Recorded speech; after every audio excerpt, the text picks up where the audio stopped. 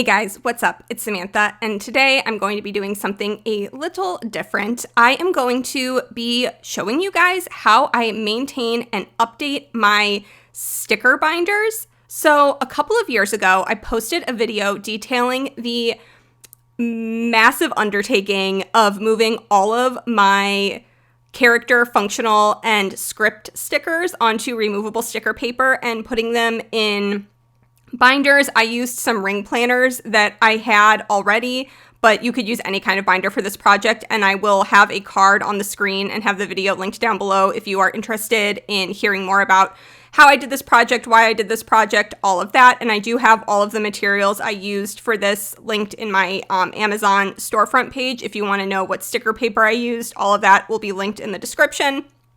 But over the last couple of years since I posted this video, one of the questions I have been asked the most is if I regret doing this, like as time has gone on, if I still find it functional, if I find it annoying to maintain or update it, like questions along that line. And I wanted to just show you guys how I maintain and update all of this stuff and how it works for me. So I had ordered a few things on like Black Friday, Cyber Monday from some like character sticker shops, and I got some new custom scripts from Randy.Plans, who does all my custom scripts. I love her. And so I literally just turned on my camera, and this is about 2 hours and 15 minutes or so of footage. And I just filmed myself putting my stickers away. So I did have some other stickers that I had put in the pockets in the front of these like planners for some stickers from before we moved. I had some stuff that I never finished putting away. I didn't really plan at all the back half of 2022 just because of all of the chaos of moving. And so I had some stuff that I purchased earlier in the year that hadn't been put away yet. But all in all, I would say the time it takes to maintain and add new stickers to these like binders is way less than the amount of time I was spending cleaning up my desk area and putting away all of the like dozens of sheets of stickers every time I planned or filmed a plan with me. I also have found that I'm like using my collection more because I can see it all. I don't have to shuffle through a stack of 60 plus different stickers to like find what I'm looking for. And then if there's a variety sheet or a sampler, I can put stickers in their appropriate category or alphabetize the scripts. And that's how I look for scripts, is alphabetically, not by theme. So it like lets me know what I have, and I'm not forgetting about stuff that's on like a variety or a sampler page. So I am still absolutely obsessed with this whole thing and how everything like turned out. I do not regret this at all. As time has gone on, I am just like so glad that I did this. I would say that like the only area of my organization that I need to kind of work on is I do have a sticker album from Print Pression that came in a Scribble Prints Co. anniversary box that I used to store all of my back stock. So sometimes with scripts, I like won't want to put the entire sheet, like I won't have room to put the entire sheet down on a page, or I'll just put like 5 or 10 or something down. And then I have like a little like pocket for all of my character stickers, a pocket for all my functional stickers, and then a pocket for each color of foil.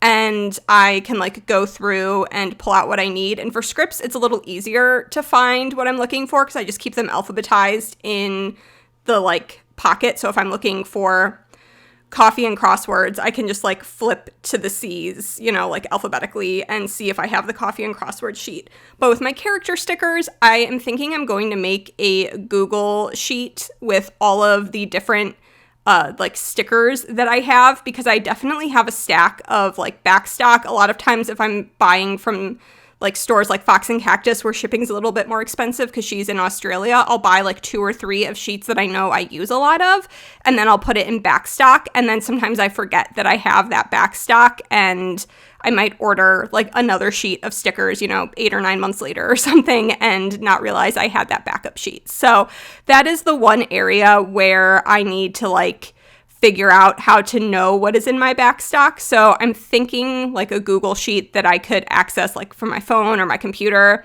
like to check before I buy, like rebuy sticker sheets would probably be my best bet. But like when it comes to the scripts, I like when I add stuff in, I keep my scripts alphabetized-ish. So within each foil, the scripts were originally all perfectly alphabetized, but as I've added stuff in and gotten things on samplers, my goal is to keep it alphabetized-ish. So I will sometimes just add a new sheet of sticker paper in the middle and carry a letter over. Sometimes like things will get a little mixed up. A letter might be split between 2 pages and have another letter on like the bottom of another page. And it's all right. As long as they're generally in the same area, I can easily find what I'm looking for. I've never had issues not being able to find scripts. And as I was putting my new scripts in here, I did also go through my backstock and flip through like my backstock and my album simultaneously. That way I could fill in any gaps. I did notice I had some scripts that I had used up from my sticker album and I hadn't refilled it in because I hadn't planned in 6 months. So when I sat down to do my last couple of plan with me's, and I'm also planning in my personal planner again for 2023. So when I sat down to do that, I noticed that I had to pull out my backstock for a couple of frequently used scripts because I hadn't like filled them in a while. So I just took this opportunity, since I was already like adding in new scripts and all that sort of thing, just took the opportunity to go ahead and like fill in any gaps that I had while I was at it. And it just makes it easier when I am sitting down to plan to not have to like pause to go through my backstock to find what I'm looking for. So yeah, I'm all about being more organized. This is the album that I use to store all my backstock. And then when it comes to the functional and character stickers, I will try to decant whole sheets if I can.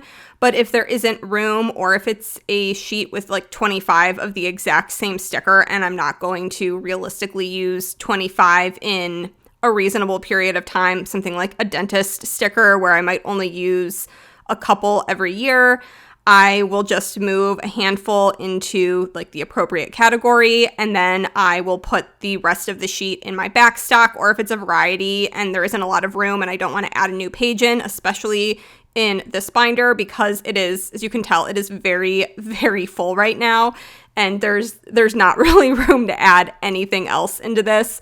So I will, just add in maybe a couple of each variety, and then add like, put the rest of the sheet in the backstock, and I can fill it in as needed. But yeah, this is the only thing I would say that I need to change. And you can tell this one is the worst. I guess this is the only one that I really use these types of tabs on. The tabs are starting to come off the sticker paper, or where you folded them over, they're starting to come apart because I've used and abused the heck out of these tabs over the years. And I definitely need to invest in a slightly higher quality tab and redo all of the tabs on like this particular album for all the categories. I used what I had at the time. This was other than buying the removable sticker paper when I did this project, I didn't spend anything extra on it. So I used tabs that I already had in my office at home and cut them in half to make them a more reasonable size for a smaller like binder. So I need to redo that and maybe spend a little bit of money to buy a higher quality tab solution. And then here I'm putting away all of my samplers that have come in my Scribble Prints co-orders. Every couple of months, I try to take the stack of like samplers or freebies and put in all of these stickers that I think I will use from them into my collection. And it's been really nice. Before, I had a little accordion folio thing with all of my different samplers in it, and I never ended up using anything because I didn't know what I had, and who's gonna remember what's on 200 different sampler sheets? Like, no one. So it's really nice because now I can just put these stickers, like the ones I actually think that I might use, into the appropriate categories, and then I actually end up using them. So I don't have to be like, oh, I want like a burgundy laundry sticker. and then like remember that I have a burgundy sampler and dig through a stack of, 250 tiny pieces of paper to find that one stack and hope that that sticker that I'm thinking of, like, that's just ridiculous. No one can remember that kind of stuff. So doing it this way, I can just see what I have and use it. And then if there are stickers on the sampler, like anything pet related or like wax melts, stuff that I just don't use, I can go ahead and toss those. So I usually, I'm just throwing away 1 or 2 stickers instead of having whole sampler sheets lying unused. So the final thing I wanted to answer is I've gotten a lot of questions about whether I've had issues with stickers flaking off of the sticker paper or stickers sticking too much, and I haven't had issues on either end of the spectrum, and I really like the brand of paper that I used, so I've had 0 issues there, even with sections of paper that have probably been used, like stickers put down and taken off 20 plus times, areas that are a little crinkled. I haven't had any issues with any of that, and it like really just hasn't been a problem for me at all. So as long as you're using like a good brand, obviously if you use a different brand, I can't speak to that experience, but this brand, that is like not an issue to be worried about at all. So yeah, that is how I maintain my sticker storage binders, and hopefully this was helpful. Hopefully it answered some questions. If you were considering doing this and worried about like the maintenance elements of this, hopefully that helped calm some concerns or fears. So thank you guys so much for watching. I hope you enjoyed, and I will talk to you in my next one. Bye guys.